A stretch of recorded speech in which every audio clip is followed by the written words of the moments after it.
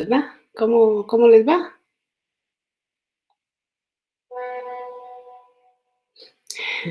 Muchas gracias, mi estimada, mucho gusto saludarle. ¿Qué tal están? Previo a la Semana Mayor, Semana Santa. Dentro de 8 días no sé si va a haber que trabajar, no se me ha informado nada todavía. Eh, es un gusto estar con ustedes, ya están conectados aquí, ya se me informó que ya están conectados, qué alegre que están ya listos. Ahí. Sandri también, también ya estamos todos, ¿verdad? Yo creo que sí. Shela, dice también Shela. Bueno, no sé cómo les fue con el examen pasado. Yo creo que les fue muy bien. Se ve y se escucha bien. Muchas gracias, mi estimada. Eh, las preguntas no estaban tan complicadas, estaban bastante accesibles a modo de que ustedes no sientan mucha complicación. Continuamos todavía con clases virtuales. Se nos había dicho que posiblemente a finales de marzo, o sea, terminar el segundo parcial, ya podíamos regresar todos a clases. Parece que hubo un grupo, ¿verdad?, del Ministerio de Educación que regresó, pero en la misma se canceló. Entonces yo creo que seguimos igual. Hoy más que nunca estamos más complicados con el tema del virus a raíz de lo que dijo el señor de la OMS, ¿verdad?, que era un mal endémico. Entonces hay que aprender a vivir con él mientras llega la vacuna, mientras pues posiblemente nos dé a muchos, pero que sea de una forma no tan complicada como está hasta ahorita, ¿verdad? Yo les mandé al comandante, le mandé un acuerdo, no es acuerdo, es un... Ah, bueno, sí, otros catedráticos nos han indicado que no van a haber clases. Será otra semana, vaya, yo voy a averiguar. Oye, de todos modos, si está abierta la plataforma, pues yo ingreso, ¿verdad? Porque ahí, aquí, ellos me la abren, y entonces cuando hay problema, pues de plano no puedo, ¿verdad? No puedo hacerlo. Bueno, entonces eso lo vamos a ir viendo poco a poco. Yo le mandé al comandante, le mandé un acuerdo o decreto del organismo legislativo donde ustedes tenían que leerlo y analizarlo bastante, ¿verdad? Es relacionado con lo que manifestó el señor presidente de la República en relación a la integración de una comisión para protección de la vida, ¿se acuerdan? Y a mí me pareció muy novedoso. Yo creo que lo platicamos con ustedes hace 15 días, creo que no lo platicamos porque el acuerdo salió hace despuesito de que ustedes, yo les di esta clase porque ustedes hace 8 días examinaron de el parcial. Fue con los del miércoles que yo lo platiqué bastante. Entonces, eh, léanlo, vean quién lo integra. Y se recuerdan ustedes que nosotros platicamos la última vez, platicamos en la semana 7, platicamos la tutela penal de la vida, coincidentemente platicando con ustedes de la tutela penal de la vida, sale, ¿verdad?, a colación ese, ese decreto miren qué feo se mira ahí el alambre, pero me lo tuvieron que conectar ahí para que me tuviera problema con el internet, que espero no tenerlo, ¿va? Pero lo trajeron del otro lado y lo pusieron aquí.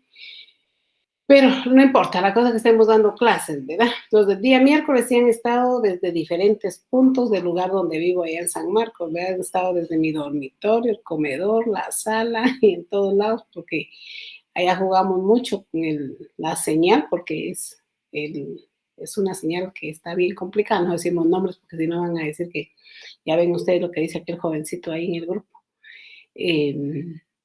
Nombres de empresas, ¿verdad? Esa resolución del presidente para mí va como que coadyuvando con el plan de política criminal que ustedes ya leyeron ampliamente. Recuerden que de eso se trata su trabajo.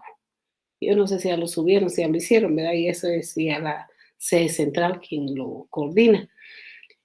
Pero a mí me pareció novedoso y me pareció muy importante, tomando en consideración que últimamente los hechos de violencia han sido bastante fuertes, han sido elevados los hechos de violencia.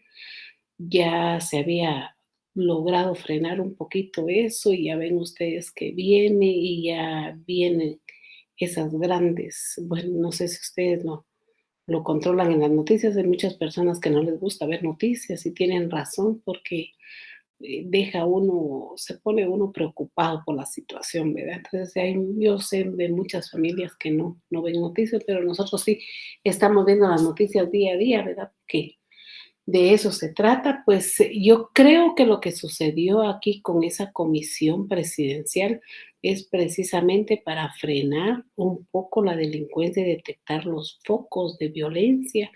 Posiblemente esa comisión ya en sus reuniones, que valdría la pena estar uno presente o que ellos divulgaran lo que tratan en las reuniones, posiblemente ya las estrategias que lancen para prevenir la violencia contra la vida, contra el ser humano, pues sean adecuados. Hoy nos toca un tema muy bonito también que tiene mucha relación con el tema de la última clase y hoy es la tutela penal de la libertad. En el derecho penal, la libertad de la persona es uno de los elementos también tan valiosos como la vida. Y de ahí que la pena que tiene el Código Especial en relación a restringir la libertad, pues es una pena bastante elevada, muy parecida a la pena al parricidio, al femicidio, al esos delitos agravados que ya platicamos con ustedes. Hoy nos toca ver la libertad y pues vamos a enfocar la libertad desde diferentes puntos de vista. Libertad de cátedra, libertad de hacer lo que yo deseo hacer sin infringir la ley, libertad para deambular, para caminar, para ir a donde yo quiera y deba y necesite. Libertad de locomoción, ¿verdad? Que tanto que se ha hablado de ese tema en cuanto a las personas que van a hacer una huelga, que van a hacer ahorita, la semana pasada, ¿verdad? Restringieron el paso en muchos lugares de la República, esa libertad de locomoción. Se autoriza y se puede autorizar de alguna forma nos tienen que oír, porque si a veces pedimos por escrito, pedimos verbalmente, no se nos escucha, lamentablemente hay que ir a las medidas de hecho, pero para llegar a las medidas de hecho necesitamos el permiso adecuado y para eso está gobernación departamental, ¿verdad? Que es el que nos va a autorizar, pero no podemos tapar el paso, la libre locomoción de las demás personas, sino que una manifestación pacífica, una manifestación pues donde se escuche nuestra voz, pero donde no restringamos la libertad de algunas personas. Y aquí vamos a hablar de muchos casos concretos en donde se ha restringido la libertad y la penalización a que se ha llegado. El objetivo del curso es dominar directamente ustedes el tema aquí de la tutela penal de la libertad, ¿verdad? Y cuando dice tutela se refiere al bien jurídico que el Estado tutela y en este caso es la libertad de la persona. El objetivo específico es que ustedes razonen directamente en relación a lo que es la libertad, pero ustedes ya lo vieron en derecho penal. Derecho penal 2, porque ustedes solo tienen dos penales, uno y dos, ¿verdad? Uno la parte especial y el otro la parte general, ¿verdad? O al revés, ¿verdad?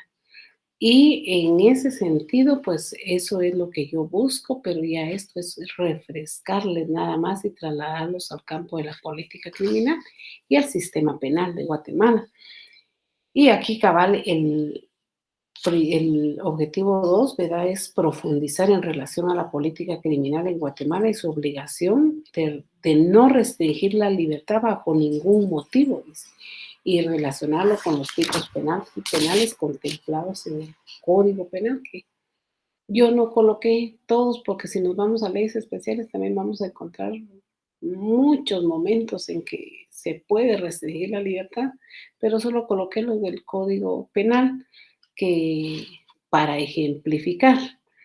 Primero, que encontramos que el artículo 2 de la Constitución Política, de nuestra Constitución Política, de nuestra Ley Suprema, establece y dice que el Estado debe garantizarle a los habitantes de la República la vida, dice, que fue la que vimos en la clase pasada, la libertad, la justicia, la seguridad, la paz y el desarrollo integral de la persona. Yo creo que esa comisión que armó el organismo ejecutivo tiene también como función proteger hasta cierto punto la vida, pero también el plan de prevención es muy importante y entonces decimos, ¿y dónde está Gobernación, que es el encargado, verdad?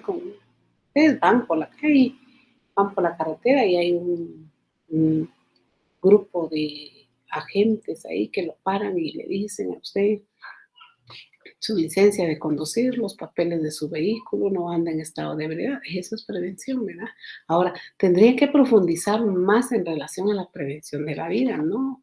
Podrían ellos entrar a ningún inmueble y ver cómo viven las personas, más que con orden judicial, ¿verdad? Pero no sé, habría que pensar en otras estrategias para ir viendo esa situación, porque el tema de hoy generalmente las personas que son plagiadas o secuestradas o por cualquier circunstancia, generalmente a veces hasta la par de donde uno vive están, ¿verdad? Son los vecinos los que están con ese problema, ¿verdad?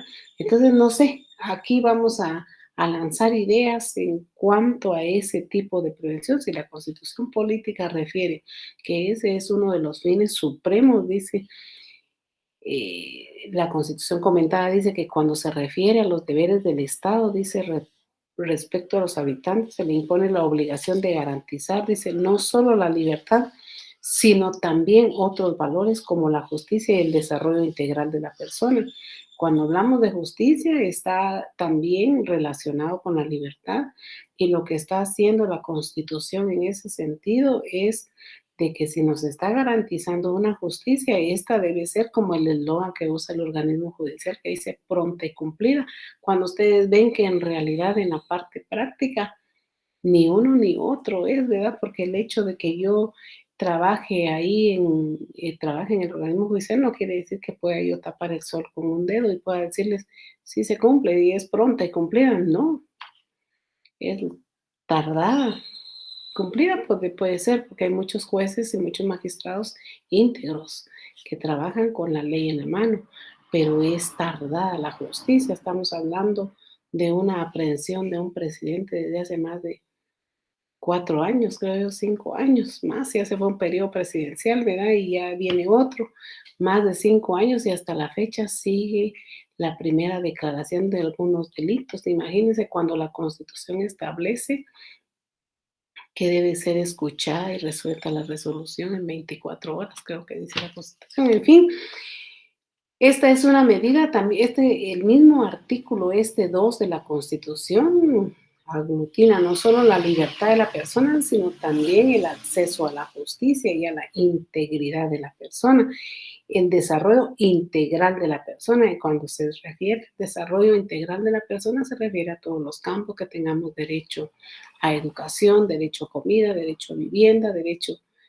en fin, a una cantidad de cuestiones. En derecho notarial les platiqué lo relacionado con el patrimonio familiar y que en ese tiempo del terremoto el gobierno sí se preocupó por darle vivienda a las personas, ¿verdad? Andaba atrás. Ahorita ya no es así. Ahorita tenemos un problema de vivienda, de que si ganamos un buen salario, tenemos acceso a un préstamo. Si ganamos un salario intermedio, no hay acceso a un préstamo. Entonces, ahí es donde está bloqueado un poco el artículo 2, ¿verdad? Un poco bastante el artículo 2, pero en relación a la libertad, yo considero de que el Estado, a través del tipo penal inicial de plagio o secuestro, es el que le envía un mensaje al delincuente y le dice, esto y esto va a pasar si tú le restringes la libertad a una persona. Pero recuerden ustedes también que en Guatemala ese delito es uno de los delitos más graves porque terminan psicológicamente con la persona, atentan psicológicamente con la persona, porque lo mantiene en una total zozobra de qué va a pasar, está plagiado, está secuestrado, qué va a suceder, ¿verdad?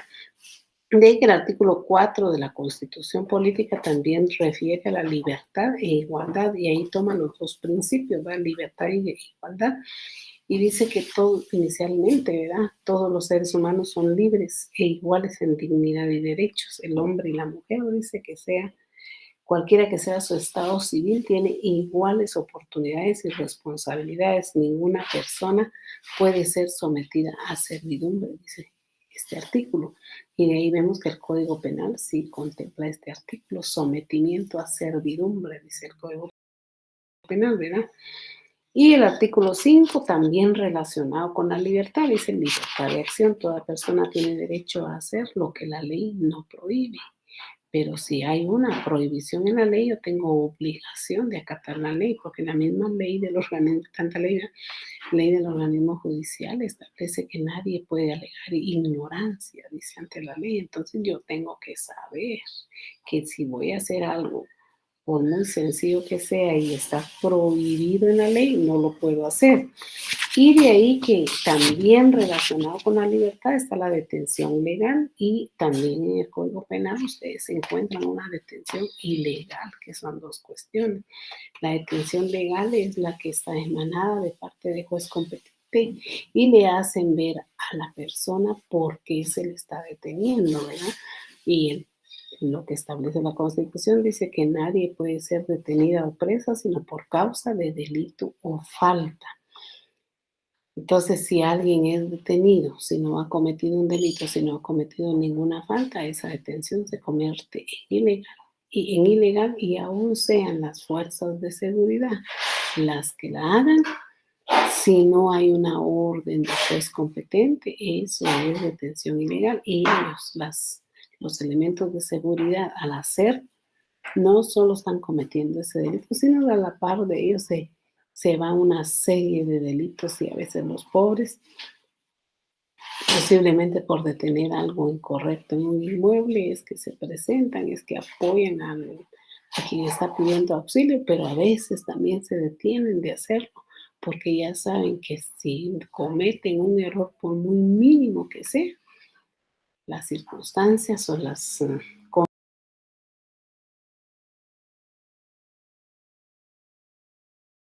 consecuencias pueden ser bastante perjudicadas para él.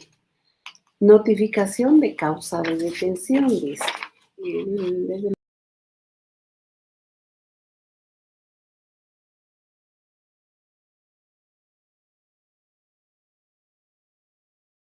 momento que la persona es aprendida por haber cometido algún delito o falta, y el elemento de seguridad que está practicando la detención debe hacerle ver por qué se le está aprendiendo. Recuerden ahorita ustedes que quién no anda un celular, ¿verdad? ¿Quién no anda un aparatito? Todo el mundo lo anda, y si no se le hace ver a la persona por qué se le está deteniendo, esa persona puede salir fácilmente en el momento de su primera declaración, porque se lo va a decir al juez. Y le va a decir al juez que nadie le hizo ver el motivo de su detención. Y entonces el juez, para curarse en salud desde ese primer momento, lo que hace es ordenar su libertad. Hay muchas cuestiones que hablar en relación a eso, y muchos criterios en relación a las detenciones legales o las detenciones ilegales. Muchos jueces tienen como fundamento, es natural, dice. Y el juez natural es que de ahí debe emanar la orden de aprehensión, dice. Entonces, cuando ya hay, en el caso de Guatemala, ¿verdad?, que se comete el delito digamos, en Petén, digamos, y la orden de detención sale del juez de aquí, porque aquí tenemos jueces, en Guatemala tenemos, capital, tenemos jueces de 24 horas de diligencias urgentes, así le llaman. Y una diligencia urgente podría ser que emita una orden de aprehensión de conformidad con lo que se le está presentando. Y la orden de aprehensión puede ser en Petén, puede ser en Alta Verapaz, en Baja Verapaz, y de ahí que se aprende a la persona y se envía al juez jurisdiccional. Él dice no, porque yo no fui quien emitió la orden de aprehensión. Hay muchos dilemas en relación a eso, ¿verdad?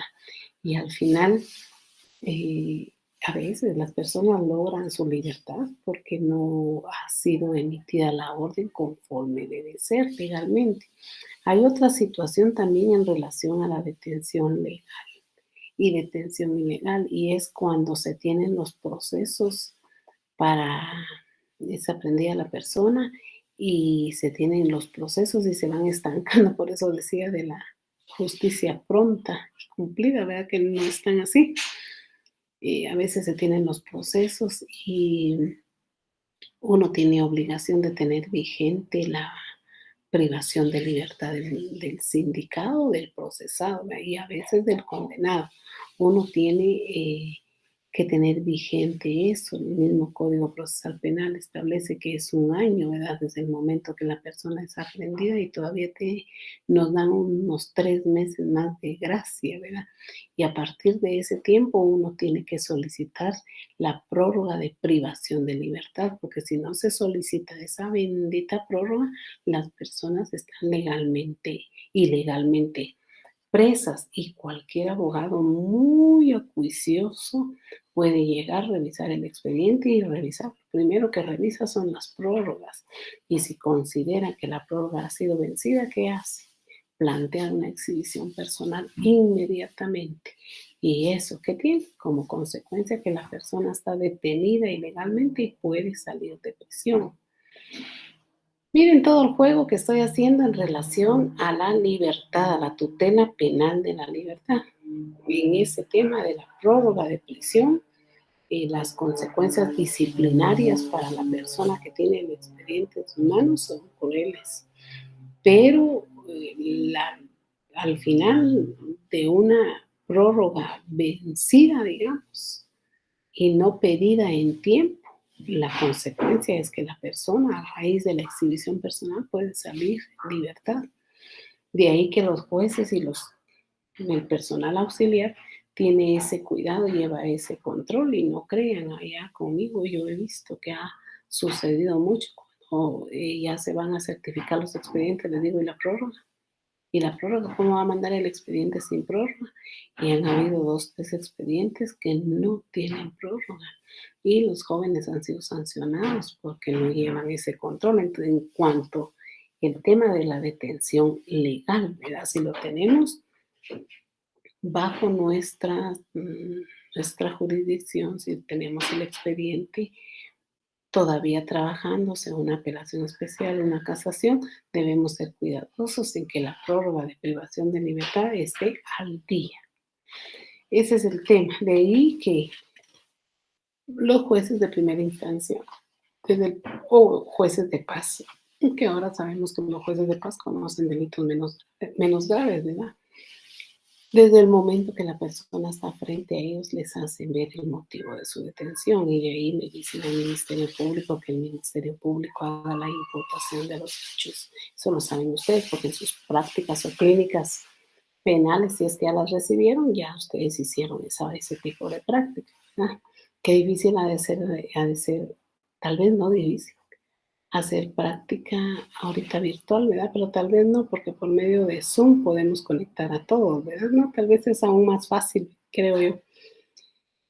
Entonces, la notificación de su detención. Y así podemos hablar de muchos temas relacionados directamente con la tutela penal de la libertad, y que es una garantía del ser humano ser una persona libre, sin restricciones, sin prohibiciones, sin que le eviten a uno pasar por un lugar donde uno quiere pasar, que sin que puedan darle el derecho a uno de estar en determinado lugar, porque puede haber algo en contra de uno. De ahí que el Código Penal y el bien jurídico que tutela el Estado en relación a la libertad del primer delito es plagio o secuestro. Eso lo tienen ustedes en su artículo 201 del Código Procesal Penal, del Código Penal, procesal penal no, penal, del Código Penal.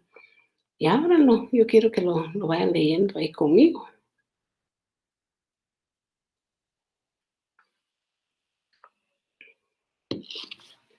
Y dice el primero, plagio o secuestro. Cuando dice o, nos da el chance de que podamos decirle está plagiado o está secuestrado. No es y, es o, ¿verdad? Así se llama, así es el tipo penal. Y miren que los autores materiales o intelectuales, dice, del delito de plagio o secuestro de una o más personas con el propósito de lograr rescates. Este tipo penal es retener a la persona en contra de su voluntad, pero para pedir algo a cambio. ¿Verdad?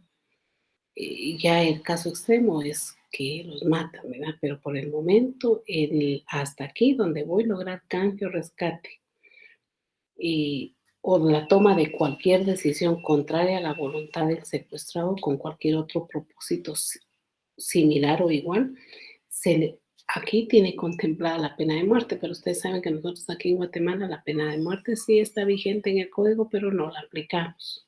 No la aplicamos, ese es un tema que es bonito platicar, pero a veces se tergiversa lo que uno dice, ¿verdad? Por eso es que hay que tener cuidado. Miren qué le pasó, lo último que le pasó al organismo ejecutivo por hablar de la pena de muerte, casi que lo querían acribillar, ¿verdad? Y cuando esta no pueda ser impuesta, dice, se aplicará la prisión de 25 a 50 años. Es una pena bastante grande, 25 a 50 años. En este caso, dice, no se apreciará ninguna circunstancia atenuante, es decir, que el Código Penal contempla en los artículos 26 o 27, creo yo, una de ellas, contempla circunstancias atenuantes o estas son circunstancias que modifican la responsabilidad penal y lo que hace una circunstancia atenuante en un tipo penal es que uno coloque la pena mínima. Eso es lo que busca el atenuante. El tipo penal se perfecciona aquí desde el momento que la persona le es restringida su libertad y le es eh, obligado a estar en un lugar que no quiere estar. Ese es el tipo penal. Pero si ahí le vamos a aplicar los primeros 25 años, ¿verdad? Claro, debe haber canje o rescate o pedir algo a cambio de darle su libertad a la persona. Hay que tener cuidado mucho con esto, ¿verdad? Cuando tenemos en nuestra casa personas que nos ayudan con los oficios domésticos y estas personas nos dicen que ya tal día se van y hay que tener mucho cuidado con ellos porque si ellos dicen al fin de mes me voy, que se vayan. A fin de mes, si no deciden no, hasta que me consigas otra, que no sé qué, porque ahí ya estamos como que queriendo entrar en el asunto esto de retenerla. Pero de ahí dice que los cómplices o encubridores serán sancionados con pena de 20 a 40 años, o sea, los que viven a la par y se dan cuenta que ahí está una persona que le tienen restringida su libertad y tampoco hacen nada por llamar y pedir auxilio, ¿verdad? Estos podrían ser, o sea, que si ustedes pasan y ven que si alguien está gritando y está pidiendo auxilio y se quedan callados y no llaman a los agentes de seguridad o cualquier cosa, eso caemos se podría caer en el plan de cómplice o encubridor, artículo 37 de su Código Penal. El encubrimiento tiene un problema ahorita con una reforma ya viejita, la reforma, que muchos abogados buscaban en algún tipo de delito, buscaban no la complicidad por la pena, sino buscaban el encubrimiento. Pero el encubrimiento también ya es un tipo que no permite excarcelación y antes sí permitía excarcelación. Y los encubridores se quedaban en su casa cumpliendo su condena. Hoy no, pues los encubridores, artículo 51, creo yo, el último numeral, no tengo aquí mi código. Y como no es penal que estamos dando, ¿va? Si no es tutela penal de la libertad, está contemplado que no tienen medida sustitutiva. Pero aquí sí nos coloca cómplices o encubridores, pero de una vez le aplican la pena, 20 años a 40 años, dice. A quienes sean condenados a prisión por el delito de plagio no podrá concedérseles rebaja por ninguna causa. Esto se refiere que no, ustedes no, si es la persona restringida de su libertad y se logra probar después de un proceso penal, una primera declaración, una etapa intermedia, un acto conclusivo, una sentencia de primera instancia, una sentencia de segunda instancia, y esta sentencia queda firme totalmente después de la casación, porque no hubo amparo ni hubo ninguna denuncia a la Corte Interamericana de Derechos Humanos, Corte Penal Internacional. Ahí total, ya le dije todo el sistema penal guatemalteco. Si no hubo ningún recurso, la pena queda firme. Y en la mayoría de delitos del Código Penal, en relación a la rebaja de la pena, dice, las personas son condenadas, por decirles algo, a 15 años de prisión, pero con el paso del tiempo, de su buena conducta, de el deseo, el derecho penal moderno, ¿verdad? Rehabilitador, y que para reinsertar a la persona en la sociedad, eh, en todos los tipos penales se permite eso, y la rebaja ya no son 15, sino a veces son 12 años, y así sucesivamente. Muchos tienen la idea, dice la mitad más un año más, dice. No es así, ¿verdad? Y a muchos dicen los años son de 9 meses, eso sí podría ser, ¿verdad? Que los años sean de 9 meses en todos los tipos penales, pero este tipo penal de plagio, secuestro está parqueado, dice, ninguna rebaja, o sea, 25 años son. Dice, igual incurrirá en la comisión de este delito quien amenazara de manera inminente o privare de su libertad a otra persona en contra de su voluntad, independientemente del tiempo que dure dicha privación. Y en este caso ponemos el ejemplo de un ex rector de la Universidad de San Carlos que fue plagiado. Lo plagiaron en una gasolinera y arrancó la persona, ¿verdad? Eran 4 hombres. Él estaba echando gasolina y arrancó la persona, lo metieron al carro, arrancaron, y cabal al salir de la gasolinera el semáforo les marcó rojo, pero solo de la gasolina. Yo digo que sí mucho fue que caminaron 500 metros. El semáforo marcó rojo y entonces este señor, abogado, ingeniero creo que era él, eh, en su locura y en su desesperación, en lo que se dio cuenta que en realidad lo habían secuestrado, forcejeó con las personas, pero estos secuestradores llevaban el lema de no matarlo, porque iban a pedir un buen rescate por él, ¿verdad? Entonces, en el forcejeo, en el puro semáforo, a 500 metros casi de donde los plagiaron, él salió de la portezuela de atrás, salió y corrió, y ya los secuestradores ya no pudieron hacer nada más, se les fue. Entonces, el ejemplo que le poníamos a los alumnos, ¿hay plagio o secuestro ahí? Y los alumnos decían, no, porque se fue. No, sí hay plagio, porque él fue restringido de su libertad, fue presionada su libertad, fue en contra de su voluntad el subirse al vehículo de esa forma, porque al final él iba manejando y los otros se apropiaron del vehículo y se lo llevaron. Entonces, sí hay plagio o secuestro, ¿verdad? De ahí que la sanción dice de 20 a 40, dice, quien priva los derechos de su locomoción, dice, y la multa es 50,000 a 100,000 quetzales. Yo coloco aquí también como ejemplo, y como ya el tiempo está corriendo, la tortura, dice, quien con orden, por autorización, apoyo o aquiescencia en las autoridades del Estado inflige intencionalmente a una persona dolores o sufrimientos graves, físicos o mentales, dice, con el fin de obtener de ella o de un tercero información por un acto que haya cometido, se sospeche que hubiere cometido, y, o que persiga intimidar a una persona por ese medio. Dice, igualmente comete delito de tortura los miembros o bandas organizadas con fines terroristas. Este tipo penal es relacionado a cuando se aprende a una persona y se le encierra en determinado lugar, y para lograr obtener una declaración o para lograr obtener algo se le hacen o se le provocan tantos sufrimientos, de todos modos es restringir la libertad, porque no vamos a ir a la esquina de la calle a velar a la persona y quemarla con un cigarro, quemarla con cualquier cosa para que diga lo que nosotros queremos. No, necesariamente la tenemos que quitar de donde está y detenerla en un lugar para lograr esa información que necesitamos. Por eso este tipo penal está contemplado entre el bien jurídico tutelado, que es la libertad de las personas. Sometimiento a servidumbre, también el sometimiento a servidumbre, que fue lo que les dije primero, ¿verdad? Y esto es prisión de 2 a 10 años quien redujere a servidumbre o a otra condición análoga o a quienes la mantuviera. Hoy en día ya no es tanto ese tema, ¿verdad? Yo creo que procesos penales relacionados con ese tema ya no tenemos tantos. Ya no tenemos porque ya hay libertad de contratación, sería ahí. De ahí la desaparición forzosa que en un tiempo estuvo tan vigente aquí con nosotros cuando las personas fueron desaparecidas. Estamos hablando de conflicto armado interno que tuvimos nosotros, ¿verdad? Aquí en Guatemala.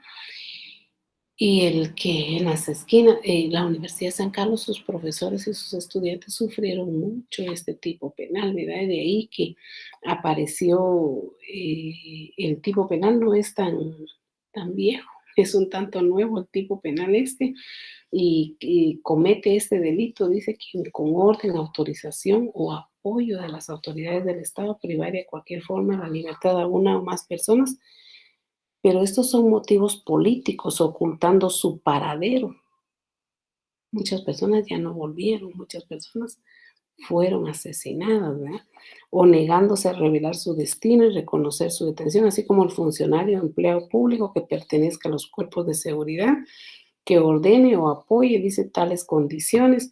De ahí que de esto también hay mucho que hablar en cuanto a la exhibición personal. A veces las personas, se ha oído, aquí en Guatemala todavía no hemos escuchado esos temas, ¿verdad? Pero en el país vecino, México, hemos visto cómo en los videos sale que las personas han sido desaparecidas y ya no aparecen, ¿verdad? Si ahí sí se desconoce su paradero. Si eso sucediera aquí con nosotros, inicialmente nosotros tenemos a nuestra mano la exhibición personal. Y la exhibición personal es la intervención del juez en todos los centros carcelarios, en todos los hospitales, en todos los lugares públicos, para lograr con el paradero de esta persona. Inicialmente tenemos eso nosotros.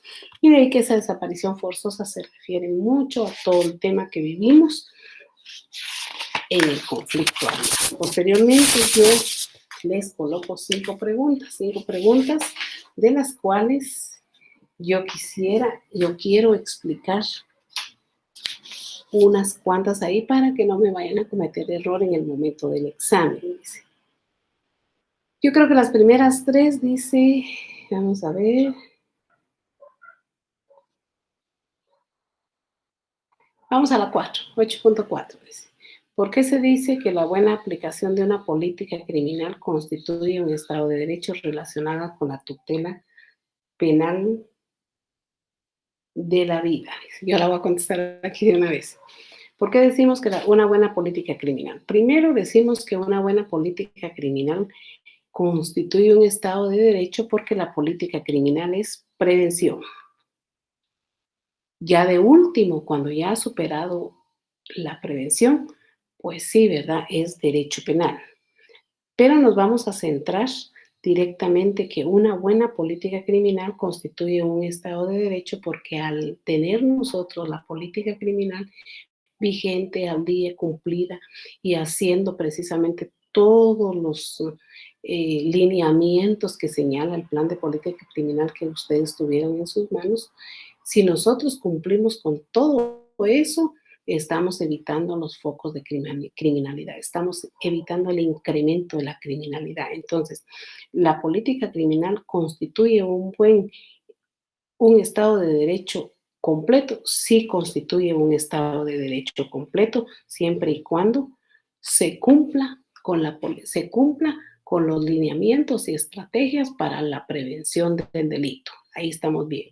La pregunta 8.3, yo miro aquí los minutos que se me van, pero aquí voy dando. ¿Por qué considera usted que existe una falta de confianza en una justicia estatal? Creo que lo dije al inicio, ¿verdad? Que nosotros les digo porque yo todavía trabajo ahí, ¿verdad? Desde cuando estamos en el tema, ¿verdad?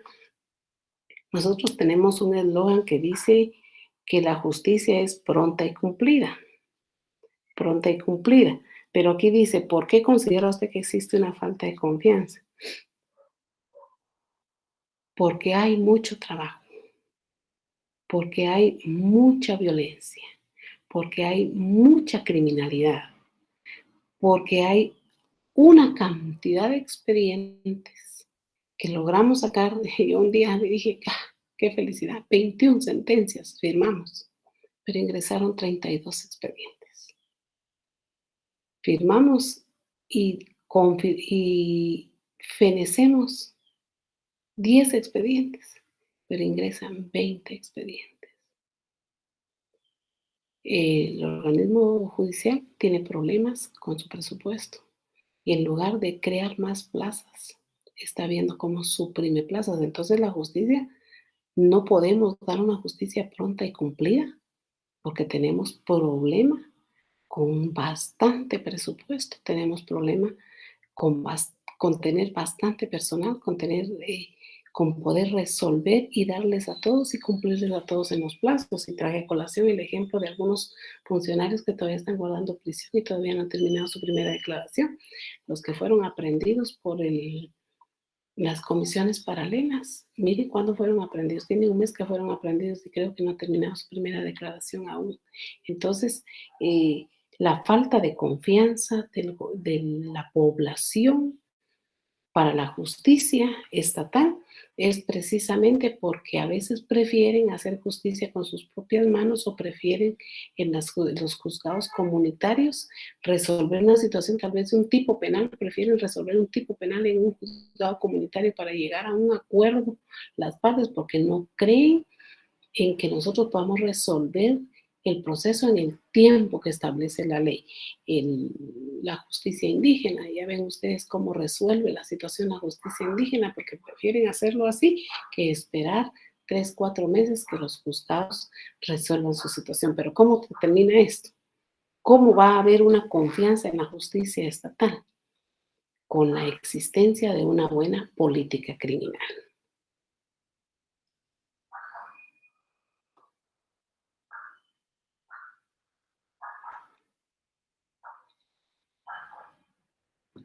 Pero política criminal preventiva. Preventiva, la que hemos estado platicando con ustedes. Lastimosamente, no hay confianza en la justicia estatal hasta el momento. No tiene confianza.